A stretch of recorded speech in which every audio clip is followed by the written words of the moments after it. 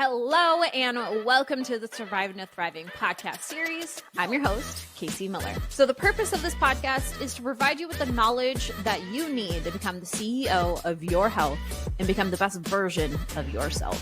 I really, truly believe this. The top 3 things that you could ever invest in your life are going to be your health, who you surround yourself with, and acquiring more knowledge. If you continuously pour into these 3 cups, I promise you, your life will change dramatically for the better. Now, luckily, this podcast will pour into your health and knowledge. But if you want to surround yourself with like-minded people who will push you to win, go ahead and join our Surviving to Thriving community. We'd love to have you. The link is going to be below in the description. Before we get into our episode, I want to take a quick second to thank our sponsor, Legion Athletics. I've been in the game for a long time, and it's really hard to find supplements that you can trust while also tasting great. I believe Legion is a perfect mixture of the two. They're backed by science. Everything is clearly labeled on the bottle.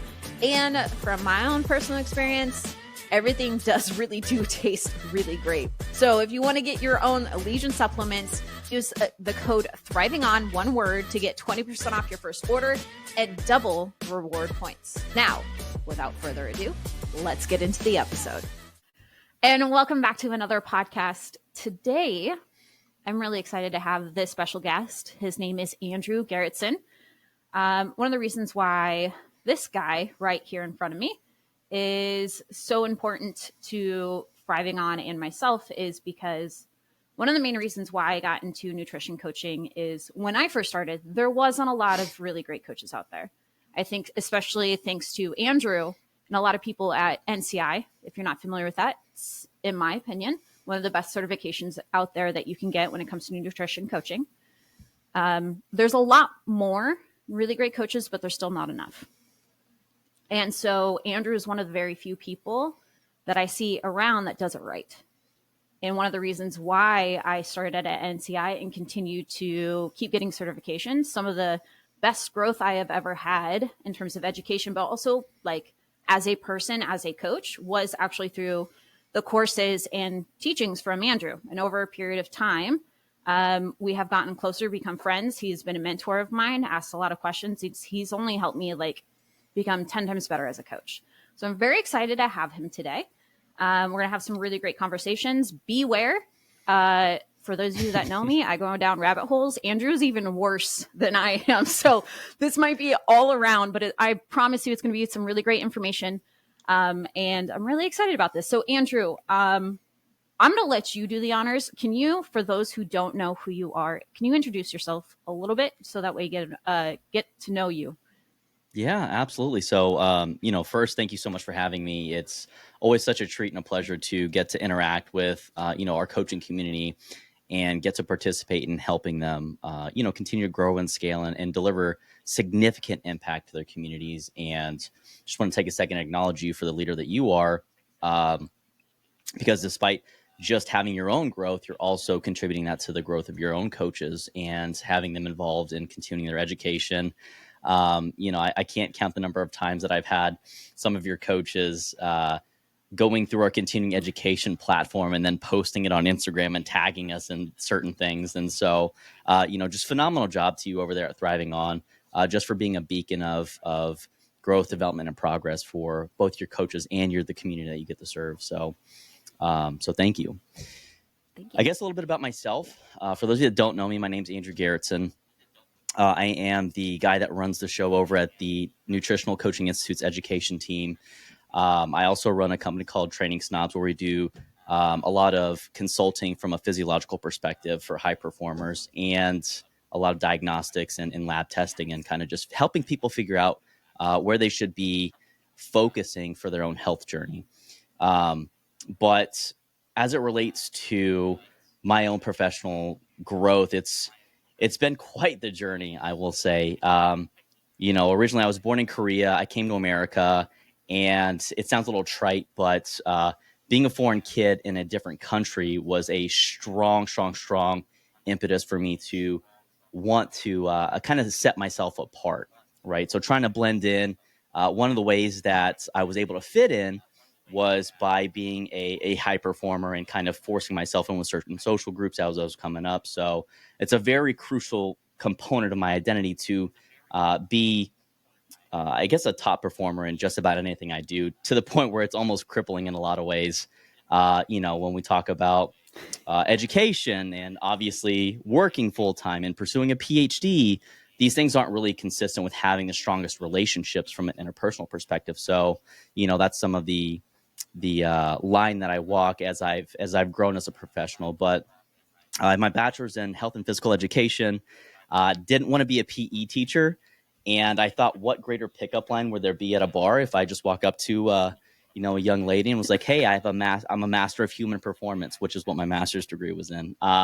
It didn't quite take like I thought it would, so here I am, student loans later, having learned that lesson. But I've done well over, I don't know, I want to say like 70 different certification courses. I've written probably over 25 at this point. And there's nothing that really is more fulfilling to me than getting to watch coaches evolve and avoid a lot of the pitfalls that I made as a younger person that was very enthusiastic and very tied to my physicality. So all that to say, I am a hodgepodge of mistakes, a lack of mentorship, and really just a weird educational journey that I'm super excited to get to share and kind of talk through here as we get through this podcast today. So again, thank you so much for having me on, Casey.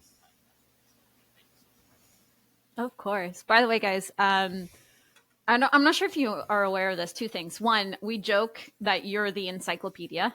Obviously, if you heard all of his credentials and 70 plus certifications already, I think you guys would agree. And also another fun fact.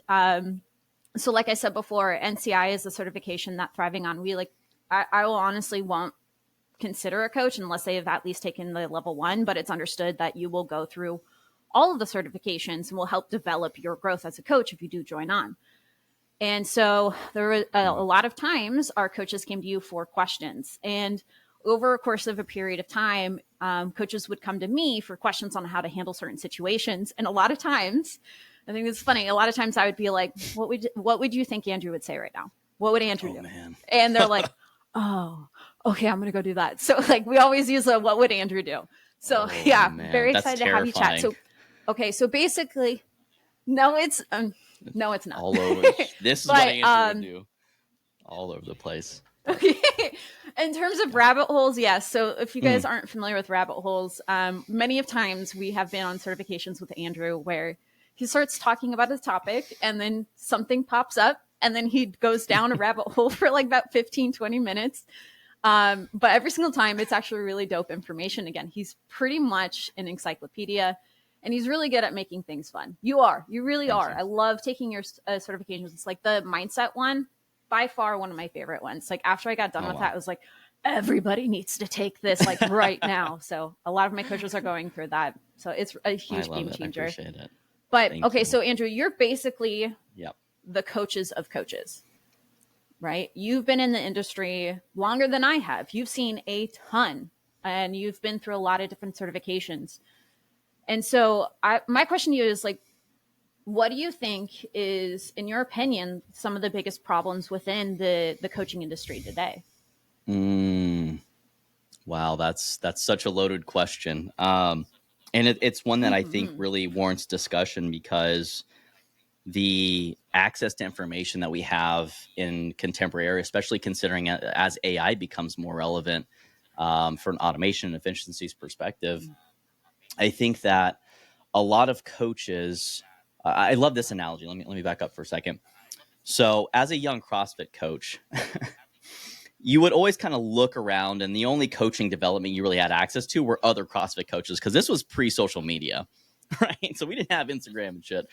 But we would watch the other coaches, and there was a running joke at the time of how do you coach more effectively as a CrossFit coach? And the saying was that if they didn't do the thing that you wanted them to do as a coach or take the cue or add the correction, you would just say it again, but louder. And you would continue to say it louder and louder and louder. Well, and eventually you're screaming the cue like, knees out.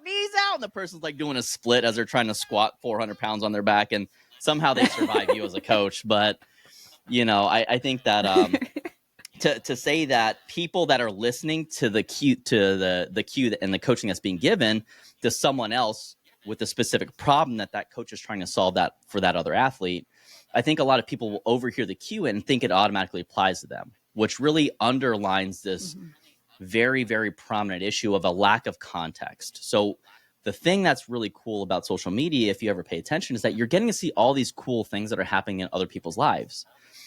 It's really the highlight reel. And without the context of the highs, in contrast to the lows, I think a lot of coaches will start to take all these little tidbits of information without having a clear system on where that might be appropriate and when it might be inappropriate. So really, ultimately, the dichotomy of when is something relevant, when is it not relevant, I think comes from coaches having the issue of a poor coaching context, potentially from a lack of education, potentially from a lack of experience. Usually it's a synergy of the two. And so those are the things we find really contribute to poor coaching outcomes. And ultimately, the short time that people will spend as a coach, because the online coach will be an online coach for about 10 and a half months, it seems. So people tend to get frustrated without having that guidance and that feedback loop of having someone such as yourself, as a mentor, as a team leader, to ultimately guide and kind of course correct their decisions in their context. So all that to say, a lack of context is probably the biggest problem that I see in coaching these days. Yeah. So if you, for those that are listening, whether you are somebody that's aspiring to be a coach or you are a coach today and you feel like you are struggling with this lack of context, what would you suggest to them to help them take the next step to solve that? Yeah, I mean, I think a lot of people really shit on contemporary education systems. And I will say that since the Industrial Revolution, we really haven't kept up to date how we teach people inside of schools. But there is one really great thing that schools do teach, and that's the idea of how to learn and how to create this system of acquiring information. The thing that they need to do is just lateralize and apply that information. And so I think that for people that are new to coaching or considering it, or maybe really enthusiastic for their own development, I think finding someone, more than even any certification, more than any book, finding someone that is potentially not so far ahead that they can't relate to your current set of circumstances, but someone that's maybe a couple years ahead, maybe a couple steps ahead, finding that person, asking them to mentor you. It'll be cheaper than finding the guy that's been doing it for 20 plus years. But B, again, they'll really have a stronger relatability factor, and being able to specifically, tactically, hey, this is a step-by-step thing that I did. I think this might help you. And their ability to articulate that is really what I think helps people navigate significantly more quickly. I mean, we're talking about a 7 or 8 times the growth factor for people that have a mentor versus taking an online course where it's just, something that it's like an online recording of someone else talking. So our cohorts do a great job of that. And that's one of the reasons why we actually have the live teachings, because it's just such a different type of enrichment where they get paired with an older type of coach that helps guide them along with their learning. So yeah, things that we found. 100%. And just speaking from personal experience, I've taken a lot of courses too, and obviously I'm going to keep continuing that. But it's night and day difference when you do have somebody that you can actually talk to. It's one thing to actually have the information, and this is how I was when I got certain certifications. I was like, I have all this information, but like, how do I apply it to my clients? And not only that, but also how do I communicate it to them effectively? It's like, yes. Going back to CrossFit, like it's a running joke for brand new CrossFit coaches or nutrition coaches. Anytime there's a newbie coach, we got all this information and we just basically puke it onto our clients. And the clients are like trying to get out of the way because it's just too much. And they're like, I don't understand everything. And it's not necessarily because we're bad coaches. It's just we get excited about it, but we don't know necessarily how to apply it. And this is a really good point that I truly believe is that coaches should always have coaches too. I think it's a common mindset. Yeah, I think it's a common mindset for people that if I'm a coach, that means I shouldn't have to have a coach, right? That means maybe I don't know what to do, or maybe it's a little bit of ego. But in my personal perspective, I have a ton of mentors in my corner. I'm not afraid to say this. There's zero ego. I would not be able to get where I'm at today all by myself. I tried doing that for a long period of time. And when I was a coach and I tried to do it all by myself, I wish I literally could give my money back to my clients because it was just horrible. It wasn't until I started getting mentors that it was a night and day difference. So for those of you listening, I'm not just saying it. Andrew's saying it too. Go get a coach. Go get a mentor. Absolutely. So my next question to you is, in terms of that connection and being able to translate, do you think that's another huge issue within the coaching industry? Like, all of these coaches are getting certifications or reading books and things like that. But in my personal perspective, there's a disconnect between the information and actually working with the person, being able to communicate with them. Do you think that's a problem as well? Yeah, I mean, I think kind of reflecting on what the increases post-COVID here, as we have this conversation in the end of 2023, we found that the rates of obesity have increased. We found that the rates of depression have increased. And we also find that the rates of self-reported loneliness have, I think it's increased 9x. And so when we talk about what does it mean to be an effective operator inside of a service-based industry, is that you have to provide service. And that's really challenging to do, especially when we consider the nature of communication, which is it's such a crucial component of being an effective coach, is being able to understand the context that your client is living in. We call this a client-centered approach. Understand what's going on in their life, their kids, their stress, their work, and we can kind of overlay that on top of their behavioral stuff. But inside of communication, 55% of communication comes from body language. And that means that if you can't see the person, you're not going to be as effective in interpreting that context, and you're not actually as effective in that client-centered approach. And then you consider that 38%, so almost the entire majority of the remainder of communication comes from tonality and how we actually say the words, and only 7% of communication comes from the words that we actually choose. And so when you consider that in the nature of squeezing out and extracting as much profitability, have as much time freedom, which is a big draw for people to the online coaching space, is that they want their time back. And they also understand that there's a reality of they have to make more money. How do they have both? And rather than investing the time in getting more experience and getting more knowledge and having a better system, they kind of resort, and this is my experience of it, I don't have necessarily any data to support that outside of like the 500-ish people that we've known do spreadsheet coaching. They often lose their clients within the first 90 days because they take the information, they do their weekly check-in, and they send something else back out. That's, again, mostly just the written word.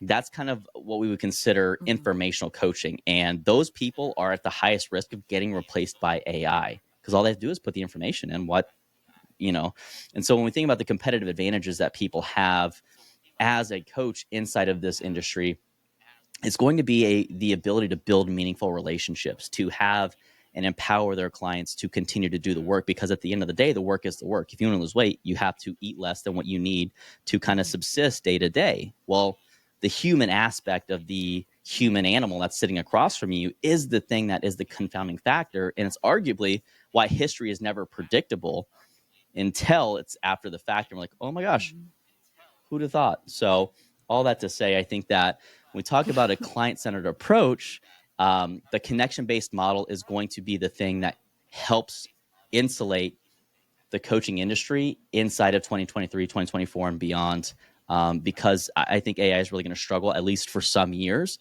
to be able to replicate a human individual type experience, although it's getting pretty robust. So when we start seeing ChatGPT 7, 8, I think that we may be in some trouble if we don't continue to learn and get really good at leveraging information in a rapid way instead of trying to amass and really just memorization is pretty much dead at this point.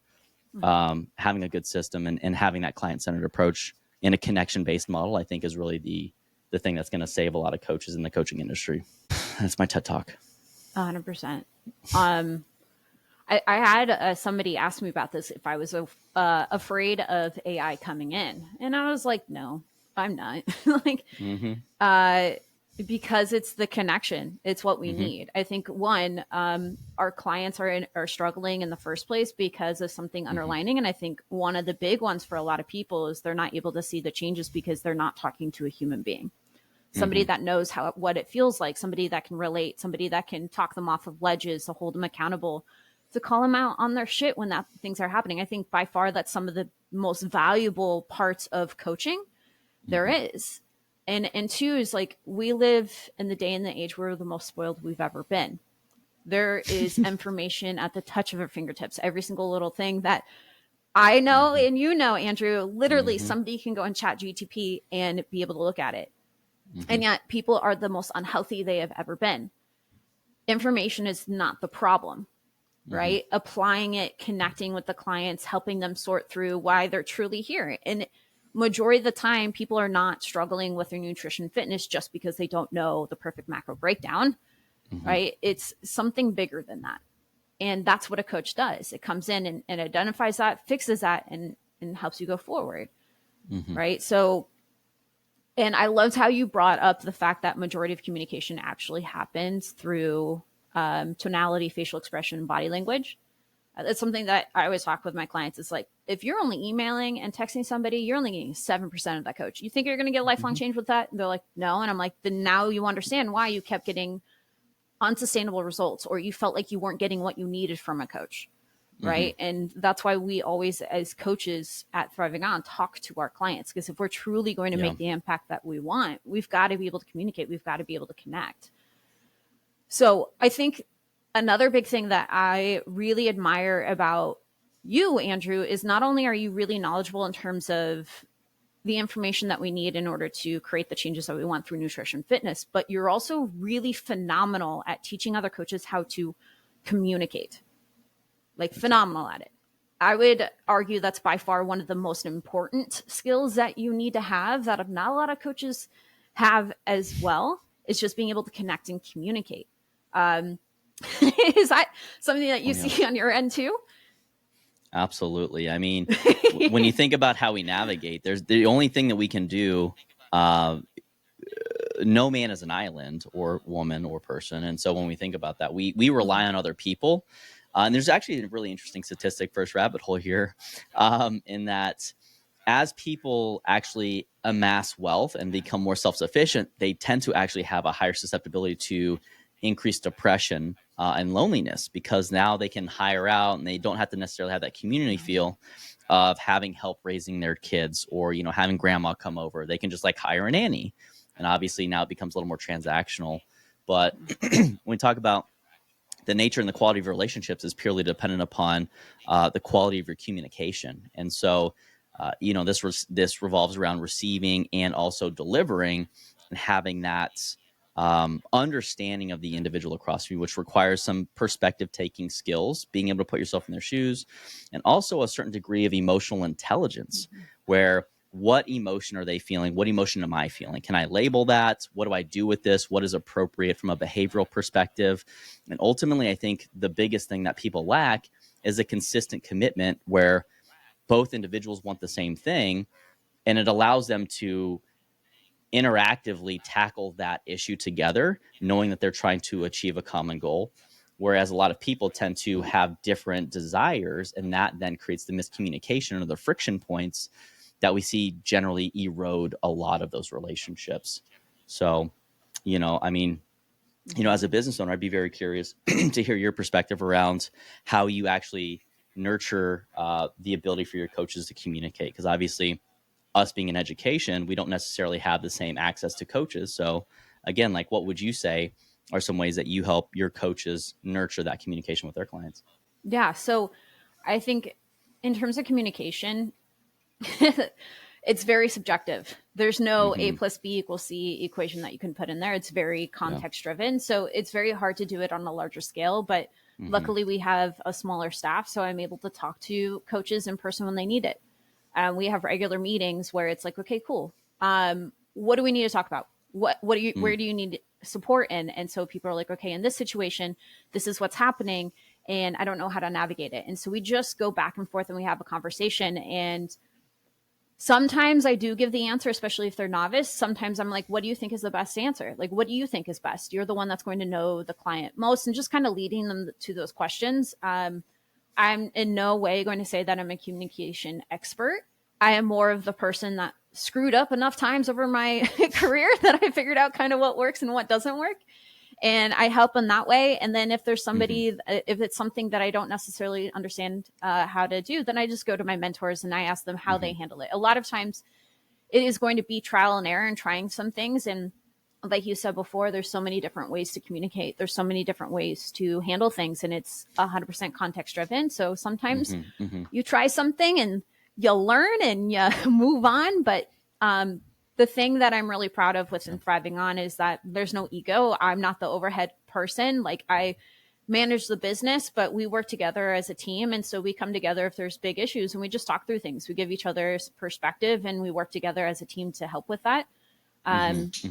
Because again, like, each coach has different types of people that they work with. Like, for example, Toby, our director of coaching, he's very much like an analytical thinker. So we have a lot of people that are very analytical thinkers work with Toby. He's very much about spreadsheets, mapping things out. So like, people like engineers or people that love numbers or people that really love that structure, work with them. Versus people that are more emotionally connected based. That's going to be either Christina. She's phenomenal at that, being able to communicate and connect when people are looking for a little bit more of an emotional connection. And I'm more of like the tough love connection, right? Like, I'm going to tell you what's real. I'm always going to love you, but I'm going to tell you what's real. And so it's also bringing in people who have different perspectives in different situations. I think that's where the magic happens. There's no one right way to do things. 100%. Absolutely. So, when I think that you bring up a great point when it comes to making sure that there's diversity inside of an organization. I think you've done a great job with allowing other people that may have differing perspectives to enter that. Now, I think that, you know, outside of certain political spheres, like, it gets a little crazy sometimes where, you know, there's a little too much, and that causes the identity of the organization to be a little derailed. And so cultivating the appropriate individuals on your team, I think, is a testament to the communication that you have and your ability to fuck around and find out, which is really just a scientific method in vivo of what it means to actually be a business owner. A lot of times it is fuck around, find out. 100%. I mean, there's not a clear cut method, and I love that. But honestly, it sounds like I'm a little bit behind, but I wanted to say, Andrew, one of the big reasons why I have improved my communication skills, because by no means have I always been great at communication. I was definitely one of those people that hated communication. I hated confrontation. I hated emotions. And over the course of a couple of years, especially being surrounded by people like you, Andrew, I forced myself to put myself in a position, if I was truly going to make impact in people's lives like I wanted to, if I was going to build a business that was really going to change people's lives, and also create a place where other coaches that had the same mission that Thriving On has can thrive here and make a career out of it and be happy. I had to level up. I had to become a better communicator, not just towards our clients, but to our coaches. Now as essentially a coach to our coaches within Thriving On. And through a lot of the things that I've learned through you, it's helped me a lot. I want to talk about one thing that specifically really, really helped me. So one of the, in the mindset course, you brought up a really great point that like hit me hard. It made me reflect a lot during that course. It was like going through, if you do not know how to sort through your own emotions and identify your own problems, you are going to throw your own biases and your perspectives and your own, I would say, weaknesses as a coach onto your other clients. They will feel it. They will do that. And I think in my perspective, that is one of the big holes within coaches, is they don't realize that our own struggles can be thrown on our own clients. For example, when I first started as a coach, I had some disordered patterns going on. I think it's pretty prevalent in the fitness industry that goes behind closed doors. We smile and we have six-pack abs, but behind closed doors, what is driving us is out of a place of hate. We are anxious, we're depressed, we are not healthy, but because we have six-pack abs, people want to work with us, so we keep pushing. And I was pushing disordered eating patterns onto my clients because that's what I was doing. Instead of addressing my problems, even though I knew it was a problem, I kept running away from it because I was getting praised through it. And I know as I've grown in trial and error, I've pushed past that pressure. I've gotten the courage to heal my hormones, made me gain 50 pounds, and it was really hard, but I stuck with it because I knew it was right. But we always have things that we have to get better at. And during that course, it wasn't directly at me, but it felt like it. It was like talking about some real shit that I had to sort through. I was going through a huge transitional part of my journey, and I was being pushed as a leader. Like, this was the first time I had a huge team underneath me, and I was being pushed, and I was failing in a lot of areas. And during that course, you made me sit back and think about my own issues and how I need to solve it in order to be as effective as a coach. And that was a huge ground period where I'm still growing as a person. That never stops. But like, looking back from just, I think it wasn't even a year ago. It was beginning of this year when I took it. Till now, it's like 9-day difference as a person. So I just wanted to say thank you for that. That, like, again, guys, if you haven't learned from Andrew, if you haven't taken any of the courses, please do so, because not only will it make you a better coach, but it'll also make you a significantly better person. I really do see that, like, when people actually really dive in to learn how to be extremely effective coach, they grow as a person too. So thank you, Andrew. Thank you a lot. I really appreciate that. And I want to, just acknowledge the fact that it's one thing to learn information. It's a different practice altogether to really look from an experiential perspective and see how that applies to you. And I think that what you've just demonstrated is interestingly enough, probably the best tactical way to become a better coach is, as you learn stuff, as you're going through it, as you're in the shit, to take a second, take a beat, and rather than skipping on and learning the next thing and acquiring and amassing more information, to look at, again, where are you struggling as a coach, and to really just not avoid it. So, I mean, hats off, because that's such a huge component that I think really separates a lot of people that are wildly successful. Although you'll find just as many that are just really unself-aware. I don't know. I haven't figured out and cracked the code yet, but I think that from a sustainability perspective, knowing thyself is such a crucial component. So as you've had that information, as you've gotten that overlaid, and as you continue to evolve, really just amazing job with that, Casey. And your team is going to be, they probably already are, substantially better off for you evolving as a leader, which is where a lot of those businesses will often fail. Thank you. I appreciate it. It's not easy for those of you that are trying. It's not easy, but it's 100% worth it. It's 100% worth it. Okay. So growth is uncomfortable. Casey has to feel feelings. I was saying this earlier. It's like, I don't like feeling feelings. I'll do it. Oh. I hate it though. But it's really, really great. It's what's necessary to become a better person, to grow, especially as a coach. 100%. Okay. So my next question to you is, like, I want to take this an approach of basically telling, what would you tell a very young coach today? They're starting off right now. They're hearing everything that we're talking about in terms of, like, don't be a spreadsheet coach. The connection is where it's going to keep you alive, especially when AI is coming in. And it's also where you're actually going to make the true impact that you're looking for. Right. But a lot of coaches don't know where to start. That was me when I first started. I just knew that I wanted to make impact in people's lives. I just didn't know how to start. Right. So what would you tell people if they were trying to, like, what are tactical ways that they can implement being a better coach, whether it's through connection or like developing a business that is going to survive during the AI? Yeah, no, I think that's such a powerful question. And again, it's usually the thing that knocks out a lot of people, because much the same way, if you think about learning how to snatch, or you think about like a baby learning how to walk, there's a series of progressions that have to be in place for that person to be able to execute the higher level skill. And most people try to skip that base level work. And to lay it all out there, I mean, the way that we construct our educational curriculum is very, very intentional. And that is because our level one is teaching people how to deliver a coaching service. It just happens to be nutritional information, but you need to learn the art of coaching, right? And what that means is, how do you know when to challenge someone? How do you know when to support them? Are you able to conduct a basic assessment to see where the problems exist? And just by doing that, if you see a problem, you focus on the problem, you help them solve that problem, and then you find the next problem. And we roll out this increasingly robust model that kind of evolves and culminates in our level 2 after they've done about 5 other courses. But the level 2, we propose this model called the CARE model. And it's just a bucket that we happen to create sequential, an iterative process, a process that continues to evolve. And you don't have to have all the answers, which I think a lot of coaches really hyper focus on.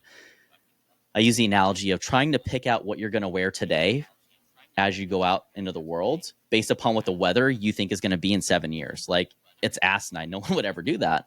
And so we propose the CARE model, CARE, to collect information, to analyze the information, to refine that into a plan, and ultimately to support the execution of that plan.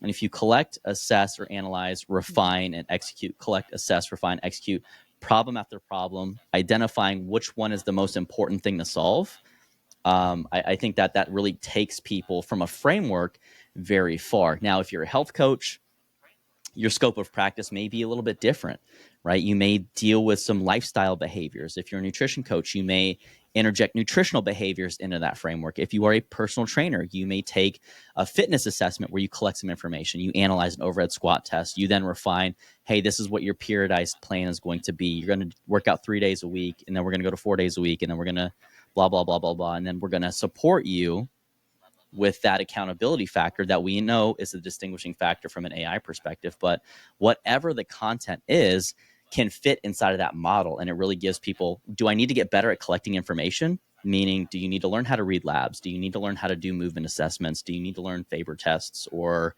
lifestyle assessments or some kind of depression scale or, whatever, an anxiety scale? A lot of people actually tend to procrastinate. Do you need a communication assessment, and then what's your process for looking at all that stuff? Do you have a mentor that maybe you'll walk through the first couple of assessments? And then, ultimately what's your plan as you're going through the R of refining that information into something that's actually actionable? Because if you see that someone's wildly depressed and you're a nutrition coach, well, is that something that you necessarily need to tackle? Not necessarily, but you want to keep that in the back of your head as you're going through this stuff. And maybe that might impact someone's ability to execute, because if they don't feel very motivated, maybe you need to be a lot more of a supportive type of coach instead of someone that's going to challenge that person and have them shut down. But I think that, again, collect, analyze, refine, execute. I think that framework tends to carry coaches very far.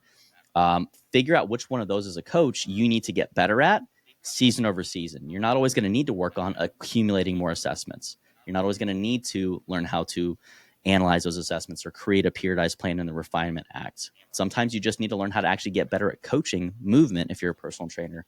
And that means that maybe you need to go and take, Gray Cook's course or whoever, like Kelly Starrett.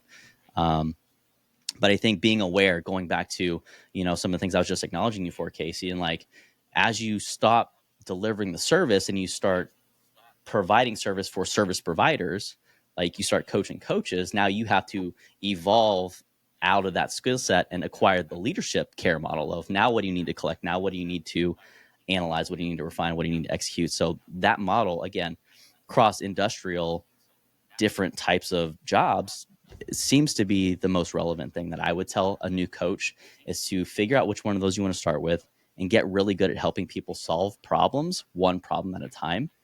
And, slowly, probably every 3 to 6 months, learn how to solve a new problem, practice solving that problem for 3 to 6 months, and continuously going through that. You're not going to do everything overnight. You have to be patient and you have to stay focused. So that's probably what I would suggest. 100%. I love that so much. The big takeaways that I got from this is one, just learn how to coach. And I wholeheartedly agree. I mean, I tell this to our coaches all the time, and it's like, I will ride or die by this, is that it doesn't matter how much information that a coach has. You can have all the certifications, you can have all the PhDs or master's degree or degrees that you want. Like, if you don't know how to take that information, actually be able to coach somebody, connect with them, be able to translate that to somebody so that they can understand it and actually apply it. And I would say also enjoy it as well. 100%. It's meaningless at that point if your goal is to be a coach. So we've legit had people apply to work for us who have like master's degrees, PhDs, dietitians. But when we actually get into the point of communication, their communication skills suck. And I'm like, I don't care. If they can't communicate, they're worthless to me. I would take a coach that can communicate extremely well and loves what they do and is willing to connect with the clients, that doesn't have a lot of certifications every day of the week, over somebody who has all the certifications and degrees in the world, but does not know how to coach, or isn't interested in connecting with people. Mm-hmm. You can teach people that information. That's not hard. It's the communication part. But then from there, it is really the hardest part. And it's always learning. It's always growing. But but then from there, especially as a new coach, don't get overwhelmed. Like, take it step by step. Don't get distracted about what other people are doing, especially if they're 20 steps in front of you. It's one really great way to completely stall your progress is by going into the comparison game. Just focus on you, what you need to learn, get a mentor that can help you. And over a course of period of time, just like every other coach that you see, that you look up to, you're going to get there. Only if you keep putting your head down and doing, I love that care approach. I love it. I've heard it once before. And I was like, oh, that's gold. That's gold. So like, do the care approach just like Andrew did. And if I could give a personal suggestion, just sign up for NCI certifications. Like, I swear, I've taken quite a few, not all of them, not like Andrew here, but I've taken quite a few. And by far, from what I've experienced, it's the best out there, right? Especially for those that are looking to gain information, but also learn how to apply it and be surrounded by a lot of really dope coaches who coach coaches and know what it's like to be a struggling coach and what knows what it's like to actually coach clients that gets phenomenal results. So go get mentors. If it has to be Andrew, I highly suggest it because he was pretty fucking dope. Thanks. Might be slightly biased, might not be, but it's a long road. Keep your head down and keep going. Mistakes is part of the process too. You're going to fuck up a lot. It just happens. A lot. But from here, Andrew,